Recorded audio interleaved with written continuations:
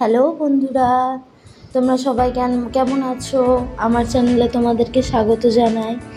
এই নিরামিষ দিনে শুক্তোর জুড়ি মেলা ভার, তাই সেই জন্য তোমাদের জন্য নিয়ে চলে এসেছি শুক্তোর একটা খুব সহজ রেসিপি। চলো রেসিপিটা শুরু করা যাক। এখানে বেগুন, গাজর আর কাঁচকলা, আলু আর উচ্ছে, এই 5 রকমের আমি সবজি নিয়েছি। সবগুলোই লম্বা লম্বা করে আমি কেটে নিয়েছি। এগুলো আগের দিন কেটে রেখেছিলাম বলে একটুখানি কালো ভাব চলে এসছে, বিশেষ করে বেগুন আর এখানে কাঁচকলাটার। তোমরা যদি একটু হলুদ দিয়ে রাখো তাহলে এই কালো ভাবটা থাকবে না। আমি ভুলে গেছিলাম, তাই একটু কালো ভাব চলে এসছে। আমি এখানে 2 চামচ তিল নিয়ে নেব। 2 চামচ ভর্তি তিলটা নিয়ে নেব। 1 চামচ সাদা সর্ষে নিয়ে নিলাম। এখানে 1 চামচ পোস্ত নিয়ে নেব আর 1 চামচ কালো সর্ষে নিয়ে নেব। এবারে আমি সব জিনিসগুলো নিয়ে নিয়েছি। এবারে এটাকে পেস্ট করে নেব। এখানে কড়াইটা গরম হয়ে গেছে, তো এবারে তেল দিয়ে নিচ্ছি। সর্ষের তেল নিয়েছি।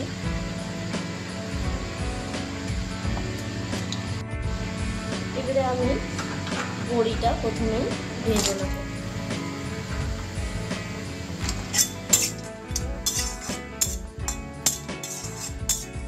ভালো করে লাল লাল হবে।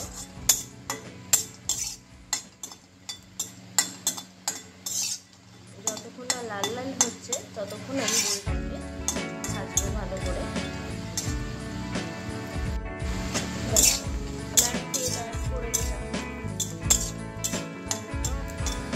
তেলটা সঙ্গে সঙ্গে টেনে নিয়েছিল, তেলটা একটু অ্যাড করে দিলাম। এবারে ভালো করে গ্যাসটা হাই ফ্লেমে করে দিয়েছি। এবারে ভালো করে এটা ভাজা হবে।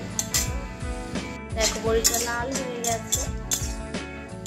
এবারে বড়িটাকে আমি তুলে নেব। এরপরে আমি উচ্ছেটা ভেজে নেব।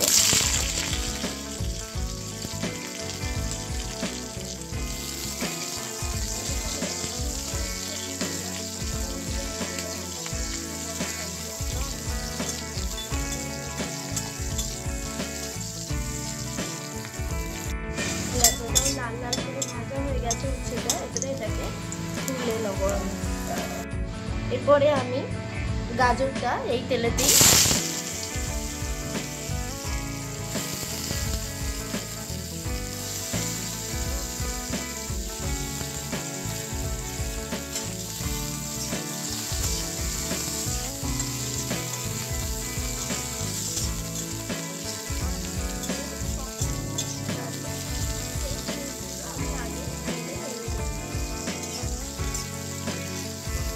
এটাও মোটামুটি লাল লাল করে ভাজা হয়ে গেছে।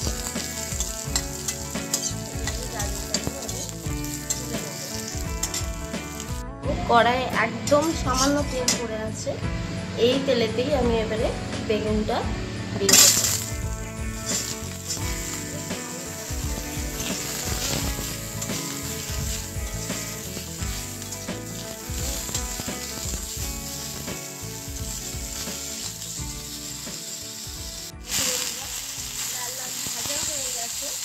মোটামুটি হালকা লাল হয়েছে। এবারে আমি তুলে নেবো এটাকে। যেহেতু আমি জলটা ভিজিয়ে রেখেছিলাম, সেই জন্য হালকা জল বেরোচ্ছে আমি এবারে তুলে নেবো। এই কড়াইয়ে আরেকটু সর্ষের তেল দিয়ে দিলাম।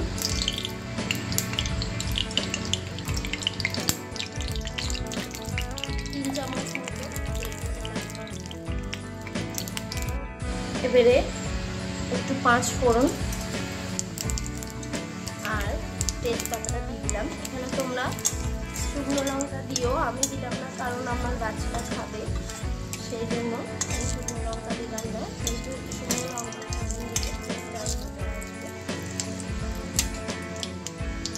ফোড়নটা ভালো করে ভাজা হয়ে যায়। ভাজা হয়ে যাওয়ার পর আমি এখানে যে আলুটা আছে, এই যে আলু আর করলাটা, সরি করলা নয়, এই যে কাঁচা কলাটা আছে, সেই কাঁচা কলাটা আমি দিয়ে দেবো। প্রথমে আলুটা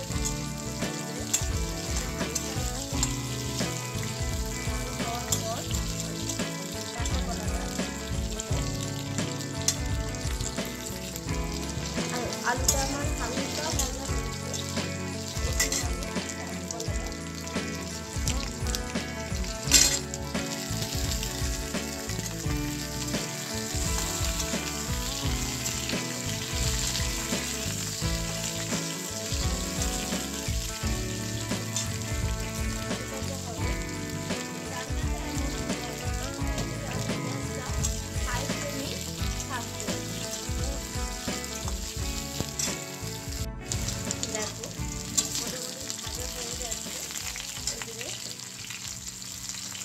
জিরেগুলো অ্যাড করে দেবো।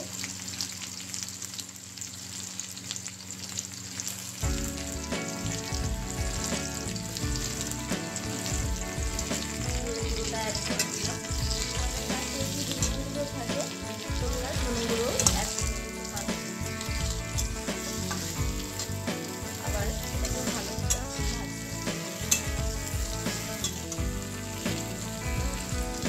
করে আমি ভেজে রাখা গাজরটাকেও দিয়ে দিচ্ছি।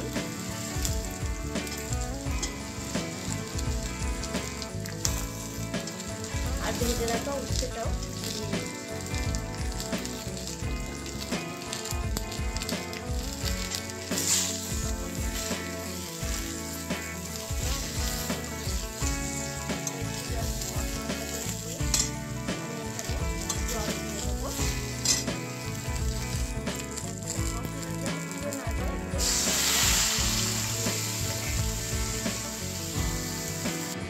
জলটা দিয়ে দিলাম।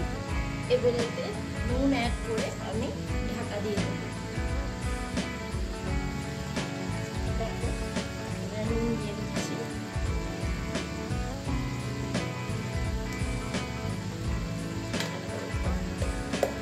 দিয়ে আমি ঢাকা দিয়ে দেবো।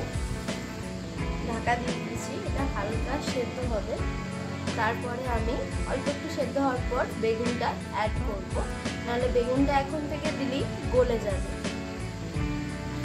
দেখো বন্ধুরা, ঢাকাটা খুলে দেখলাম এটা হালকা সেদ্ধ হয়ে গেছে। এবারে আমি এই বড়িটা আর বেগুনটা, ভেজে রাখা বেগুনটা দিয়ে দিচ্ছি।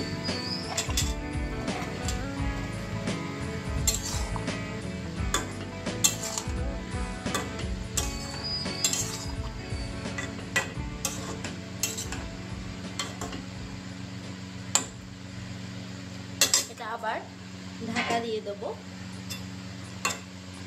এতক্ষণ গ্যাসের ফ্লেমটা লো করা ছিল, এবার একটু হাই করে দিলাম, যাতে একটু ফুটে যাবে। দিয়ে তারপরে আবার ঢাকা দিয়ে দেবো।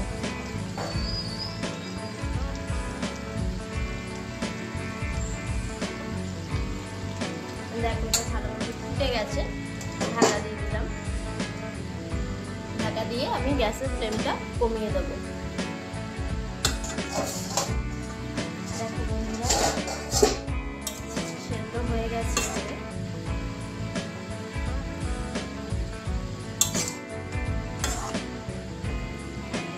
বেগুনটাও মোটামুটি সেদ্ধ হয়ে গেছে। এবারে আমাদের যে মেন এই মশলাটা পেস্ট করে নিয়েছিলাম, এই মশলাটা আমি দিয়ে দেবো। জিনিসগুলো পেস্ট করে নিয়েছিলাম সেটা।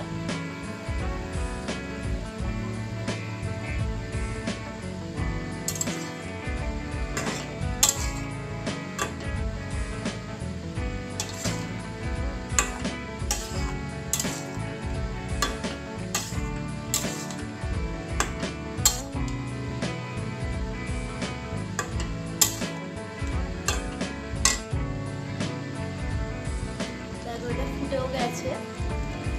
এবারে আমি এটাকে আবার ঢাকা দিয়ে দেবো। ফুটুক, এটা আর একটুখানি সবজিটা সেদ্ধ হয়ে যাক।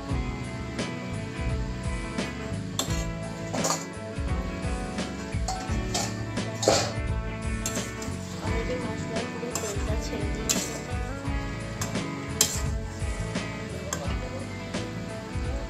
আমি এবারে শেষে দুধটা অ্যাড করে দিচ্ছি। লাস্টে জল অ্যাড করলাম না, দুধটা অ্যাড করে দিলাম যাতে গ্রেভি গ্রেভি হয়ে যায়।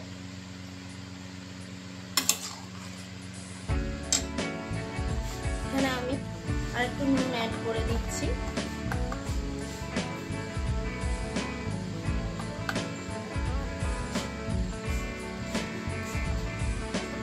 আমি আমার মেয়েরটা তুলে নিয়েছি। এবারে আমি এখনো পর্যন্ত কোনো মিষ্টি বা ঝাল কিছু অ্যাড করিনি, তো এবারে অ্যাড করে দিচ্ছি। কারণ শুক্তোটা একটু টক, শুক্তোটা একটু মিষ্টি মিষ্টি আর তেতো তেতো হয়, ঝালটাও হালকা থাকে, একটু মিষ্টি দিয়ে দিলাম। আর এবারে একটু লঙ্কা গুঁড়ি আমি অ্যাড করে দেবো।